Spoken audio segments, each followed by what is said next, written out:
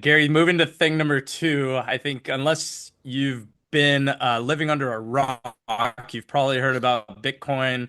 Its rise over the last couple of weeks since the election, hitting all-time highs. If you haven't been living under a rock, you probably don't know this either, but Peter Schiff is still complaining about that. Thing number two, Gary, Bitcoin to 93,000. Ticker MSTR at all-time high, and Peter Schiff eyes potential $100,000 party. I think we should throw him that.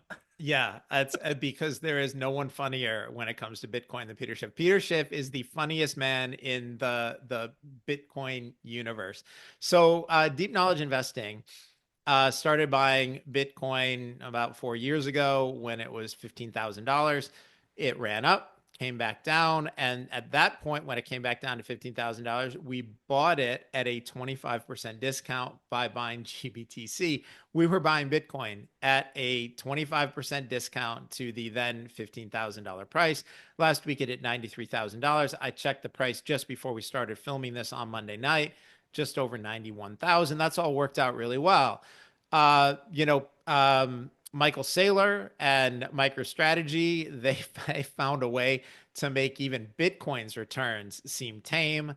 They've leveraged up and done an absolutely incredible job, basically selling fiat dollars to go into debt and buy Bitcoin. It's worked incredibly well, and they're getting excited about, when Bitcoin crosses $100,000, to get ready for a big party. Now, Peter Schiff's role in all this. Peter has been a big gold bug for many, many years, and he's advocated for gold, and good for him.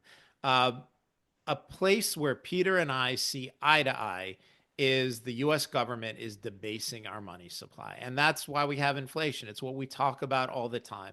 Debasement is just a simple, sorry, it's just a finance way of saying that the government is printing dollars. And what that does is that reduces the purchasing power of the dollars that you hold, leading to inflation. And gold is the historical thing to own when that happens. And if that's all Schiff we're doing, that would be great. But Peter has this incredible habit of going on Twitter, going on X constantly, and trolling the Bitcoiners. He keeps saying it's worth zero. Every time Bitcoin drops a few $1,000s, he'll be out there saying, okay, Bitcoiners, this is your last chance to sell your Bitcoin before it goes to zero and buy some silver and buy some gold. But when it goes up, he's strangely silent, right? Down a few $1,000, and he's telling everybody, you're idiots, you should sell. Up a few $1,000s, he's just quiet, and now he's saying he wants to get in on the party. Gary, gold bugs, Bitcoiners, one thing they have in common, both holding preferred assets because of the worry about dollar debasement. What's the biggest difference, or do you prefer one towards the other? Talk about that just in terms of gold or Bitcoin as inflationary protection. So they're both great answers. I own both. I have a large position in gold that's done very well. It's been very profitable. I have an enormous position in Bitcoin because I bought a medium-sized position in Bitcoin and then it did what it does. And so my Bitcoin position is enormous. It's been insanely profitable, maybe the most profitable position I've ever had in my life in terms of dollars actually made. But they're both great answers. And one of the things that I don't like about these kinds of things is there are constant fights on Twitter or on X between the gold bugs and the Bitcoiners. And, my view is, guys, we're allies, right? Why can't we all just get along? Um, because you should own both if you see that the dollar is being debased, that more inflation is coming, that the purchasing power of your dollars are dropping. If I had to pick one, easy choice, I would pick Bitcoin. But I don't have to pick one. I can have a huge position in Bitcoin and a decent position in gold and make money in both. And, that's terrific. My issue with Schiff is he keeps talking about how stupid Bitcoiners are and, how it's really a zero. And, his every time it goes down a tiny bit, he claims he's right. It goes up. He's strangely silent. But here's the thing on this. I don't think Peter Schiff is a dumb guy. And that leads me to believe that he's really just being a troll for engagement on social media.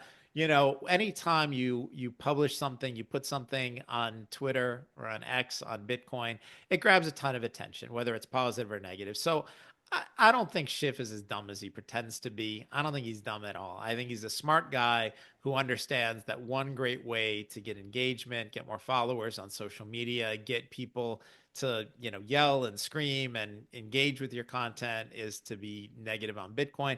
I have heard rumors that I consider to be credible that either he or members of his immediate family own Bitcoin. I think, indirectly he owns it. He may own it directly.